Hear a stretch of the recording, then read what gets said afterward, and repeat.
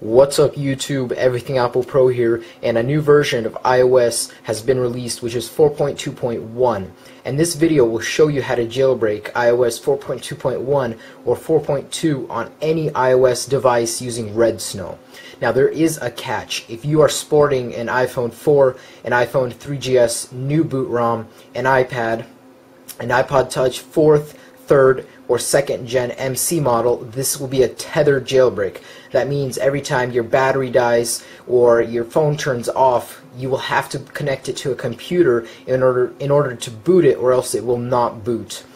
Pretty much for all iPhone 3GS Old Bootrom and iPhone 3G and iPod Touch 2G non-MC models, this is an untethered jailbreak and pretty much a full jailbreak. When an untethered jailbreak is released, I will put a link in this video, say about right here, that'll point you to my new video on an untethered jailbreak for iOS 4.2.1. Now let's get started then. First of all, you will need, of course, your device connected to your computer, and you will need to download two things. We will need rEDSN0W 0.9.6 Beta 4 and your iOS 4.2.1 firmware. Both can be found, I have links in the description, but one of them for the rEDSN0W, you'll have to go to DevTeam blog, and there are links down here for Mac or Windows. And for the firmware, you're going to go to this website right here, also in the description, and find your device and select the 4.2.1 firmware. So once you've got those downloaded, make sure you have them on your desktop, and go ahead and right-click rEDSN0W and run as administrator. And if you don't have this option, it's okay, but it just helps with errors. Now that it's open, make sure again your device is connected, and we will be browsing. Press browse for the 4.2.1 firmware for your device. Now that it's open, before we get started, I want to let all iPhone users know that if you update to 4.2.1 in order to jailbreak this, not only will, or if you don't have an iPhone 3GS Old Bootrom or an iPhone 3G, will this be a tethered jailbreak, but you will also lose your unlock. So I would press the pause button for now and do not update. Just wait on your current firmware until a new jailbreak is posted. And again, I'll have a link somewhere in this video, about right here, that'll take you to that video on how to preserve your baseband or unlock. But once you've taken heed to that, make sure your device is connected and go ahead and click browse. Now we are browsing for the 4.2.1 firmware, and it'll process it for a second, and this is asking you if you have an MC model. I do not, so I'm saying no, but if you do, you will click yes and go ahead and click next.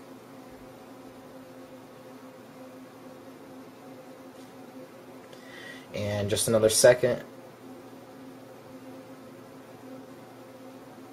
Alright, so now we get these options. Of course, you need to install Cydia, have that checked, and you can have a custom boot logo, custom recovery logo, and all these options that are not enabled. I don't want any of them.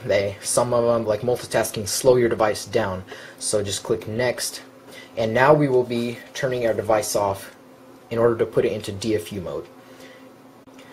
Now that your device is off, again, we will be putting it into DFU mode, and if you don't know how to do that, I will be teaching you right now. And if anyone is still having trouble throughout this jailbreak, they just can't get it into DFU mode, click on this link right here. It's a video that I made, and it'll take you to that video, which is an in-depth guide on DFU mode.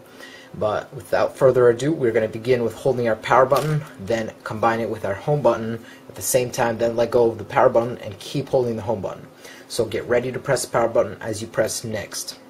Power button 3, 2, 1. Hold the home button now for 10, 9, 8, 7, 6, 5, 4, 3, 2, 1. Let go of your power button and keep holding the home button now until rEDSN0W recognizes your device. And do not let it go. Keep holding it. It helps with the jailbreak.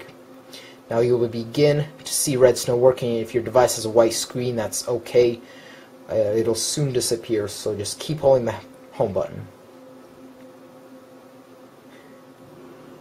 And for those of you that let go of your home button, that's okay. It just prevents any errors from happening in rEDSN0W. But now the device is done in rEDSN0W. It is working on your device, and verbose boot takes a while. This is going to take a little bit, so I'll be right back. It's okay.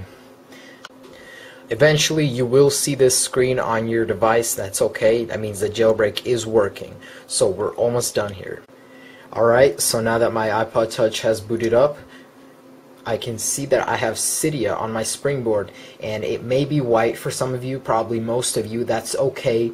Eventually it will turn back to normal color, but if it doesn't, that's still okay. You have a working Cydia on your iOS 4.2 or 4.2.1 device. So I'm really glad you guys watched this video. I really hope you liked it. And for those of you that are wondering how to boot tethered mode, I will post a separate video. I'll put a link right here that'll show you how to boot your device in tethered mode. But thanks a lot you guys for watching. Really hope you liked it. Please comment, rate this video, and subscribe to my channel. Thanks a lot.